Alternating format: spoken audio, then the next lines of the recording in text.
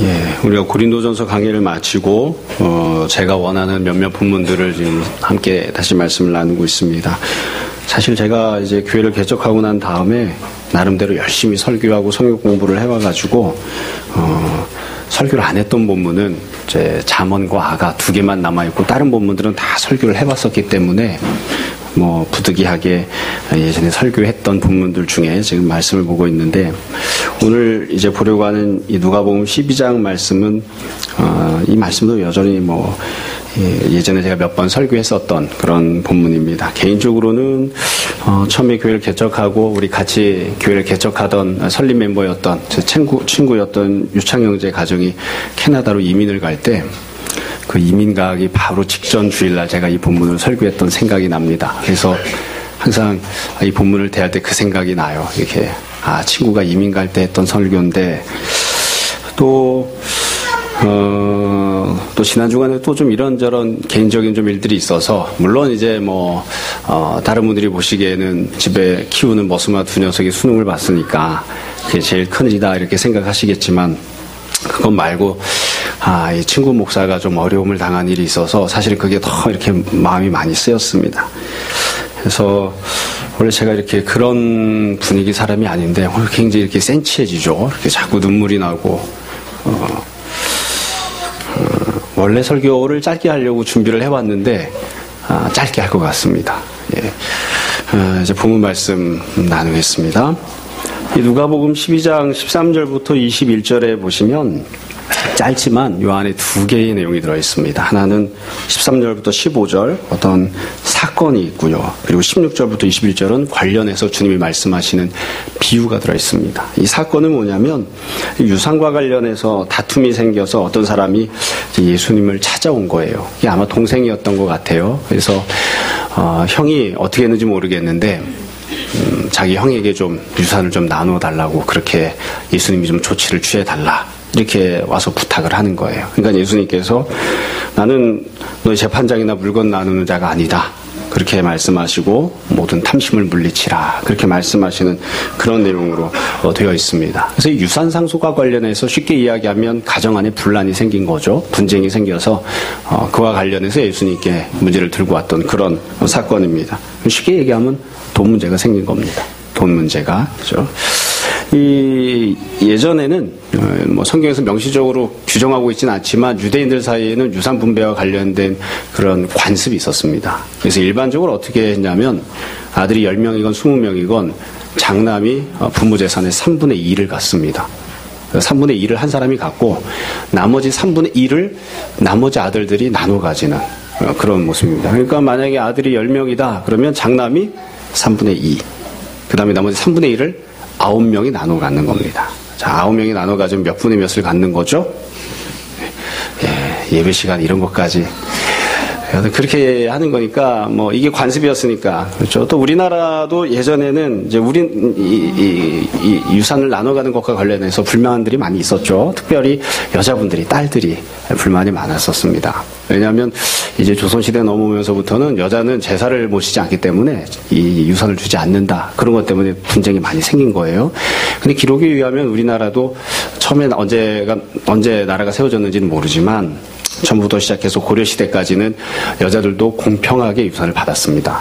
그래서 고려시대까지는 아들이든 딸이든 가리지 않고 정확하게 분배를 해줬어요. 뿐만 아니라 여자가 결혼을 했다가 고려시대에 이혼을 할 경우엔 본인이 가지고 갔던 지참금이나 본인이 갖고 있던 재산, 본인이 형성한 재산까지 몽땅 다시 가지고 다시 친정으로 돌아갔습니다.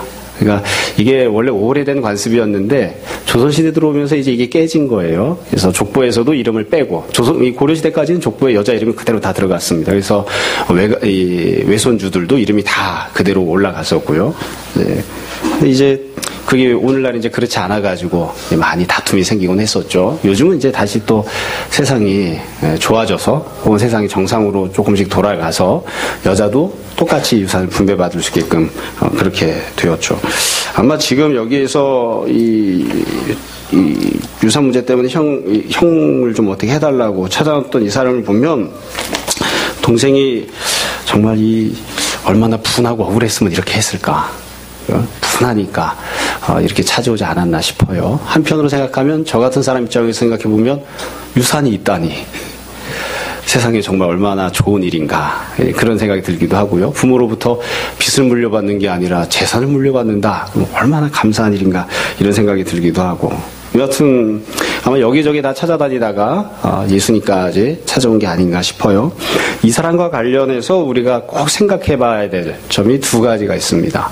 예수님께 와서 유산 분배와 관련된 문제 처리해달라고 했던 이 첫 번째 생각해야 될 점이 뭐냐면, 이 사람은 자기가 원하는 게 있는데 그걸 아직 갖고 있지 못한 사람인 거죠.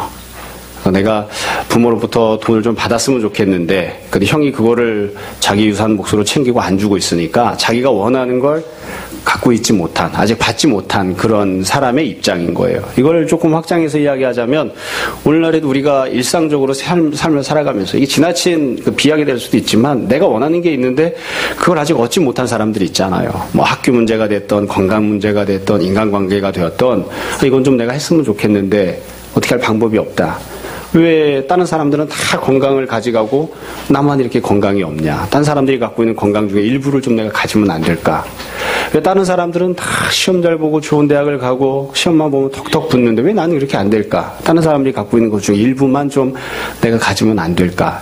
여튼 그래서 이 본문에 나오는 사람은 자기가 원하는 게 있는데, 정말 간절히 원하는 게 있는데 그게 아직 자기 수중에 없는 그런 형편인 사람이에요. 또 이 사람에 대해서 두 번째로 생각해야 될 건 뭐냐면, 이 사람이 지금 요구하고 있는 건 부당한 요구가 아니라는 겁니다. 그러니까 이 사람이 너무 욕심이 많아가지고 옆에 사람들이 봤을 때, 아니 어떻게 그렇게까지 요구를 할 수가 있어? 그 정도 받아 먹었으면 됐지. 이렇게 얘기하는 게 아니고, 그런 상황이 아니고 합법적으로 받을 수 있는 권리를 갖고 있는 거예요. 그러니까 이 사람이 부당하게 뭔가를 요구하거나 너무 많은 분량을 요구하는 이게 아니라 합법적으로 이 정도는 당연히 가질 수 있는 거니까, 율법에서 규정하고 있는 거니까, 관습에서 규정하고 있는 거니까, 내가 가질 수 있는 권리를, 내가 누릴 수 있는 권리를 나도 좀 가질 수 있게 해달라. 지금 그거를 지금 해결해달라고 지금 예수님께 찾아 나온 거죠. 그래서 이 상황을 다르게 표현하면, 합법적인 권리를 주장하는 것 때문에 분쟁이 생긴 거예요.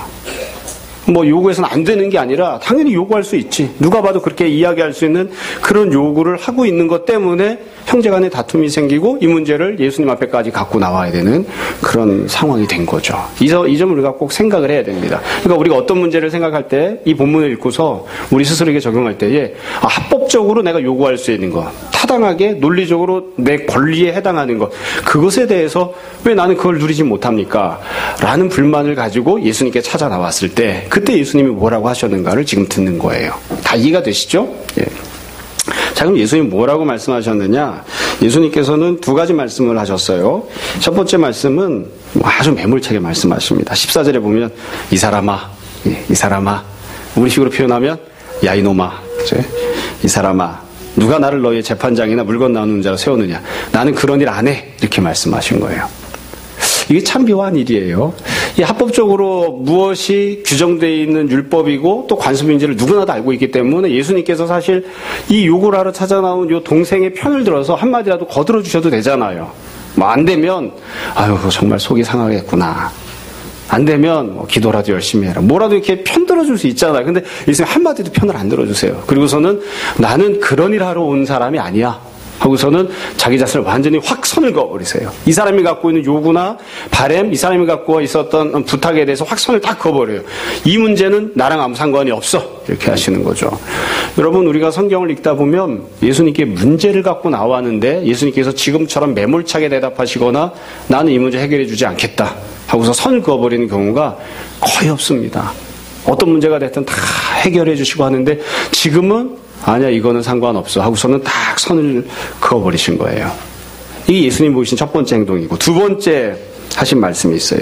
이 두 번째 말씀의 핵심이죠. 15절에 보면 그들에게 이르시되, 여기 보면 말씀하신 대상이 그들이에요. 예수님께 찾아 나왔던 동생 한 사람이 아니라 옆에 있는 사람 몽땅 다 포함해서 하시는 거예요. 삼가라 모든 탐심을 물리치라. 사람의 생명이 소유에 넉넉한 데 있지 않다. 이게 예수님이 하신 대답이었습니다. 그러니까 이 내용 보시면 한편으로 보면 좀 섭섭할 수도 있어요. 그리고 좀 마음에 흡족하지 않을 수도 있어요. 여튼 예수님께서 탐심을 물리치라. 지금 이 사람이 자기에게 합법적인 권리가 있어서 그걸 행사하겠다고 하는데 그것에 대해서 예수님이 그건 욕심이야. 그건 탐심이야. 네가 행동하고 있는 것은 율법에서 비록 보장하고 있다 하더라도 탐심 때문에, 욕심 때문에 기인해서 욕심으로부터 출발해서 이러이러한 행동을 하고 있는 거야. 그런 행동을 하지 마라. 이렇게 지금 예수님 말씀하시는 거죠. 그러면서 사람의 생명은 소유에 넉넉한 데 있지 않다. 추구해야 할 바는 생명이라고 그렇게 말씀하시는 거예요. 사실 여기서 생명이라고 하는 표현이 나와서 언뜻 이해가 안 될 수도 있습니다. 혹은 이게 껄끄럽거나 잘 받아들여지지 않을 수도 있는데 이 생명이라고 하는 단어를 조금 다른 거로 만약에 바꿔본다면 가령 평안 이런 거로 바꿔본다면 사람이 평안을 누리는 건 소유가 많아야만 되는 게 아니야. 네가 추구해야 하는 것은 혹은 하나님이 너에게 원하시는 것은 돈이 많으냐 적으냐가 아니라 네가 평안을 누리는 것이다. 너의 마음속에 평안을 무엇이 해치고 있는지를 잘 생각을 해봐. 이렇게 말씀하시는 거예요. 조금 더 부연 설명을 하자면 왜 예수님이 생명이라고 하는 말씀을 하셨냐면 생명과 관련된 것 죽고 사느냐의 문제. 야, 돈 그까짓 거는 죽고 사는 거의 문제랑은 견줄 수 없어. 이런 뜻으로 말씀하신 것이기도 하지만 처음에 인간이 죄를 범하고 죽음이라고 하는 심판을 당했죠.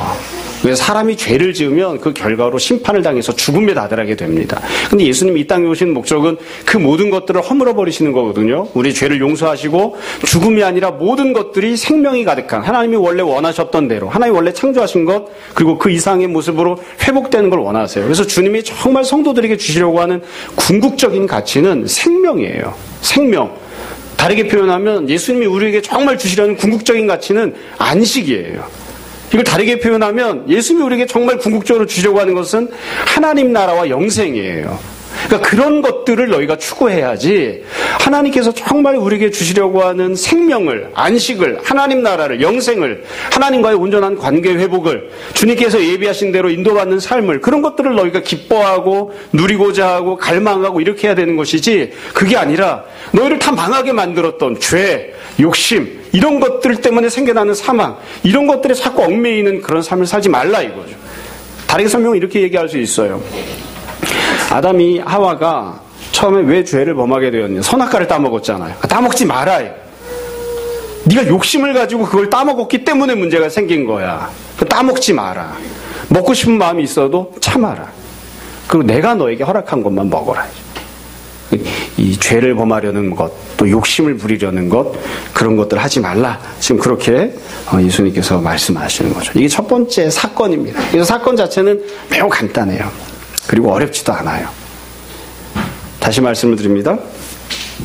예수님께서 계실 때에 유대인들이 찾아와서 예수님께 질문을 했어요. 모세는 율법에 이렇게 써주었습니다.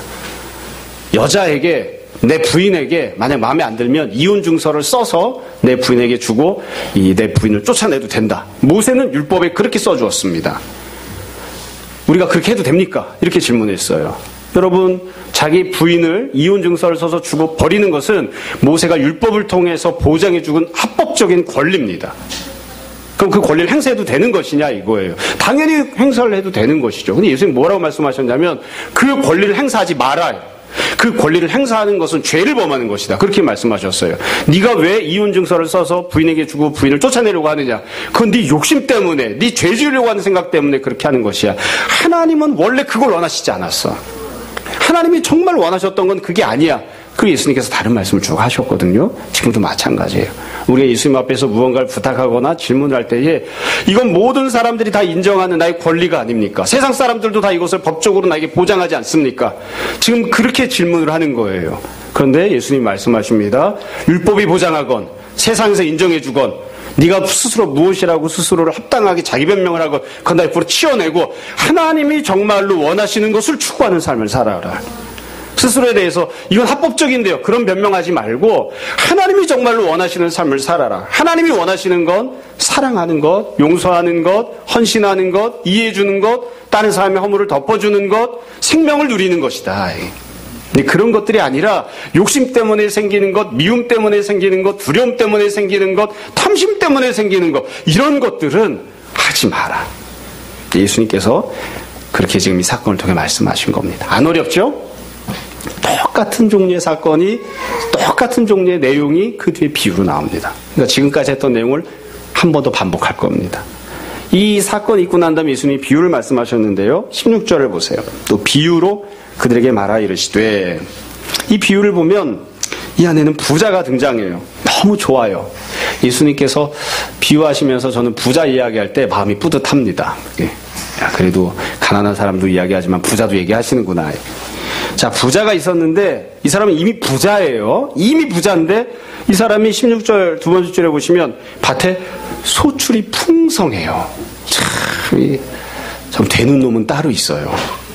그래서 이 사람 원래 부자인데다가 거기에 또 밭에 소출이 너무 풍성한 거예요. 좋은 일이죠. 이건 나쁜 일이 아닙니다. 그래서 이 사람이 마음이 생각을 합니다. 17절에 보면 심중에 생각하되, 야, 곡식 쌓아둘 곳이 없으니 어찌할까? 곡식 쌓아둘 곳이 없으니 어찌할까?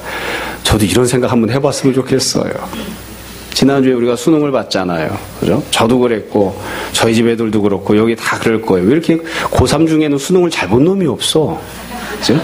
그래서 곡식 쌓아둘 곳이 없다, 이게 아니라 원서 쓸 곳이 없다. 도대체 어디로 원서를 써야 되냐? 근데 주변에 보면, 야, 이 성적이 이렇게 넘쳐나는데 도대체 어디를 원서 쓸까? 그래서 내 원하는 대로 다 써도 되는데, 막 이런 사람도 있더라고요. 그렇죠? 얄밉게. 이 사람은 이미 부자인데 소출이 막 가득한 거예요. 그래서 이거 쌓아둘 곳이 없는데 어떡하느냐? 그래서 이 사람이 해결책을 생각을 해요. 해결책을. 어떻게 생각하느냐? 야, 이렇게 하자. 18절. 내가 이렇게 하리라. 곡간을 헐고 더 크게 짓고 모든 곡식과 물건을 거기 쌓아두리라. 더 큰 창고를 만들어서 거기다가 가득가득 쌓아두자. 그런 다음에 19절. 두 번째 생각이죠. 내가 내 영혼에게 이르되, 영혼아, 여러 해 쓸 물건을 많이 쌓아두었으니 평안히 쉬고 먹고 마시고 즐거워하자 하리라 하되. 이게 이제 사건이 전개된 거예요. 그래서 한 부자가 재산이 많은데 또 소출이 많아가지고 창고 헐고 새로 짓기로 해요. 그 다음 문제가 이제 생기죠. 우리가 잘 아는 부분입니다. 문제가 생겼는데 왜 문제가 생겼냐면 하나님이 등장하셨기 때문에 문제가 생겼어요. 20절을 보세요. 하나님이 이르시되, 어리석은 자요, 오늘 밤에 네 영혼을 도로 찾으리니 그러면 네 준비한 것이 누구의 것이 되겠느냐. 하나님께서, 야, 오늘 밤에 내가 너 죽일 건데, 네 생명을 다시 빼앗아 올 건데 너 그러면 쌓아놓은 게 누구 것이 되겠니? 라고 이제 말씀하시는 그런 사건이 발생을 합니다. 예수님께서 이렇게 비유를 말씀하셨는데 이 비유에서 우리가 꼭 생각해야 될 점은 딱 한 가지입니다. 조금 더 상세하게 조금 이따 말씀드리고 딱 한 가지인데 뭐냐면 주인공이 두 사람이잖아, 이 비유에. 하나는 부자고요, 하나는 하나님입니다. 그럼 이 부자와 하나님은 어느 정도 거리를 두고 있었는가? 주인공이니까 두 사람이 주인공이니까 같이 등장했어요. 같은 비유 안에. 근데 보면 전혀 별개의 존재인 것처럼 보여요. 이 부자는 땅에서 생활하고 하나님은 저 멀리 있는 것처럼 보여요. 여러분, 하나님께서 이 어리석은 자를 말씀하실 때 어디서 말씀하셨을까? 이 비유를 읽을 때 우리는 어떻게 생각하냐면 하나님이 저 먼 하나님 나라에서 들리지도 않는 상태에서 얘기하신 것 같아. 이렇게 생각하곤 해요. 그렇지 않아요. 그런 생각을 버리시고 다르게 한번 생각해 보세요. 하나님이 지금 이 부자 코앞에서 말씀하시는 거예요. 하나님이 부자와 같은 자리에 있으시면서 부자가 하는 것도 다 보고 계시고 부자가 갖고 있던 생각도 알고 계시고 부자 이야기도 다 들으시고 그 다음에 부자 이야기에 대해서 이 하나님이 대답하신 거예요. 야, 이놈아, 이 어리석은 놈아. 이렇게 하나님이 대답하셨다고 생각을 한번 해보세요.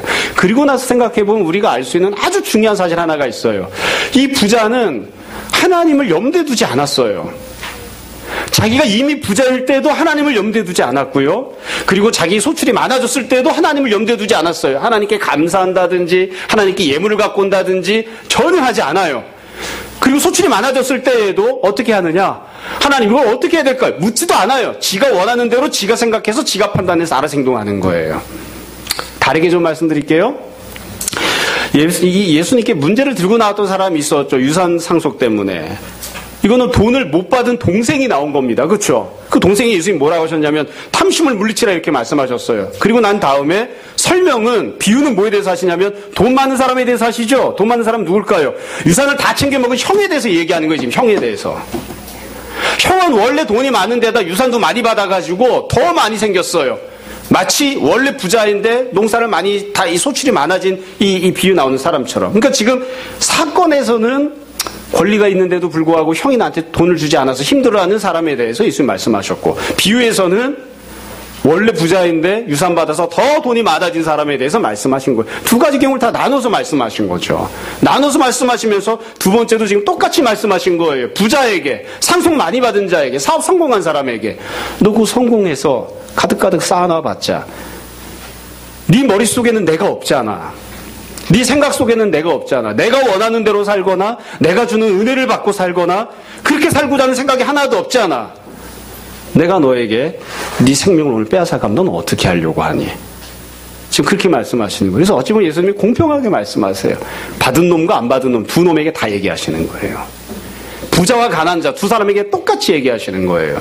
그래서 우리가 사실 앞에 있던 사건만 보면 아니 조금 가난한 사람한테 돈도 좀 주시면서 탐심을 없애라 말씀하시면 얼마나 좋아. 왜 가난한 사람한테 더 자꾸 탐심을 없애 이렇게 말씀을 하시나 이런 불만이 생길 수도 있어요. 근데 그게 아니라 예수님은 갖고 있는 자에 대해서도 지금 똑같이 말씀하신다고요. 여러분 이 비유에 나오는 부자에 대해서도 우리가 똑같이 잘 생각해 봐야 될 점이 있습니다. 앞에 나왔던 이 동생과 똑같아요. 여러분 이 부자의 경우에는 자기가 원했던 것들이 다 이미 충족이 된 상황입니다. 내 인생을 행복하게 만들어줄 것으로 여겼던 물질적인 풍요, 다른 모든 것들이 풍성하게 충족이 되어 있는 상황이에요. 뿐만 아니라 꼭 기억해야 될 점은 이 부자는 불법을 행한 사람이 아닙니다. 우린 종종 어떻게 생각하냐면 저도 어렸을 때 그렇게 생각했어요. 하나님께서 이 부자를 뭐라고 하시거나 생명을 앗아가시는 것이 이 부자가 가난한 사람들을 착취하고 노동자들의 돈을 빼앗아가고 그렇게 부당한 방법으로 자기 재산을 늘렸기 때문에 그렇기 때문에 하나님께서 이 부자의 생명을 빼앗아간다고 말씀하신 게 아닐까 그렇게 생각했어요. 아니에요.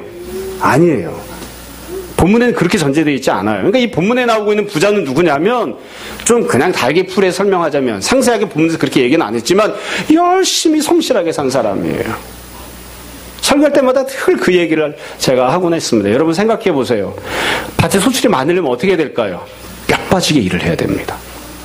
뼈 빠지게. 물론 이 사람이 직접 일을 안 했을 수도 있어요. 여하튼 나름대로 정말 딴 사람들과 열심히 일을 하고 열심히 운영을 하고 열심히 뭔가를 해야지 돼요. 그래가지고 부자가 된 거예요. 그래가지고 판판히 놀고 다른 사람 돈 빼앗아오고 주먹질하고 폭력을 쓰고 이래서 부자가 된 게 아니라 성실히 열심히 일하고 잘 살아서 그래서 부자가 된 거예요. 그래서 이 사람이 부자가 된 것에는 돈을 많이 갖게 된 것에는 위법사항이 없어요. 심판받아야 될 내용이 없어요. 그런 상황인 사람에게 예수님 말씀하시는 겁니다. 그런 사람인 상황에게. 내가 열심히 일을 해서 부자가 됐고 열심히 일해서 성적이 올라가고 열심히 일해서 좋은 대학에 갔고 열심히 일해서 승진을 했는데 그래서 내가 원하던 것들을 내가 충분히 소유하게 되었는데 그 상황에서 예수님 말씀하신다고요. 내가 오늘 네 생명을 가져갈 건데 그럼 네가 그렇게 열심히 일해서 성실히 일해서 얻은 그게 다 누구 것이 되겠니? 그게 무슨 소용이 있니? 그래서 예수님이 결론적으로 이렇게 말씀하세요. 앞에 했던 것과 똑같아요. 21절 자기를 위하여 재물을 쌓아두고 하나님께 대하여 부여하지 못한 자가 이와 같으니라. 그러니까 결국 여기서 예수님 말씀하시는 건 두 가지를 대비하고 있잖아요. 자기 자신만을 위하는 삶, 자기 자신을 기준 삼는 삶, 자기 자신의 풍요와 행복을 추구하는 삶, 자기 자신에 대해서는 정말 나무랄 것이 없는데 하나님께 아무것도 하지 않았다. 하나님과 아무 상관이 없는 사람, 하나님께서 베푸신 은혜에 대해서 기뻐하거나 감사하지도 않고 하나님께 대하여 하나님께 예물을 드리거나 하나님께 뭔가를 표현하지도 않고 하나님 말씀대로 순종하지도 않고 그냥 자기 자신만 생각하고 있는, 그래서 그 사람이 살았던 삶을 보면 야 저렇게 사는 게 맞지, 그렇게 인정받을 수 있는 그런 사람이지만 하나님과 아무 상관이 없는 사람, 그런 사람이 바로 이런 사람과 같다. 이렇게 예수님께서 말씀하신 거죠. 자, 말씀을 정리할게요. 어려운 내용은 하나도 없습니다. 우리가 다 아는 내용입니다. 가난한 사람이 합법적으로 뭔가를 누릴 수 있는데 그 권리를 행사하겠다고 주님을 찾아왔습니다. 좀 도와주십시오. 그랬더니 예수님 뭐라고 하세요? 탐심에 대해서 얘기를 하세요. 탐심에 대해서. 그렇게 하지 마라. 그리고 그 다음에 예수님 비유 말씀하시면서 거꾸로 부자에 대해서 말씀하십니다. 성실히 열심히 살아서 돈을 많이 챙긴 부자에 대해서 예수님 말씀하신다고요. 그게 너를 안전하게 만들어주거나 너를 행복하게 만들어주거나 네 생명을 유지시켜주는 게 아니야. 너는 하나님에 대하여 어떤 사람이니?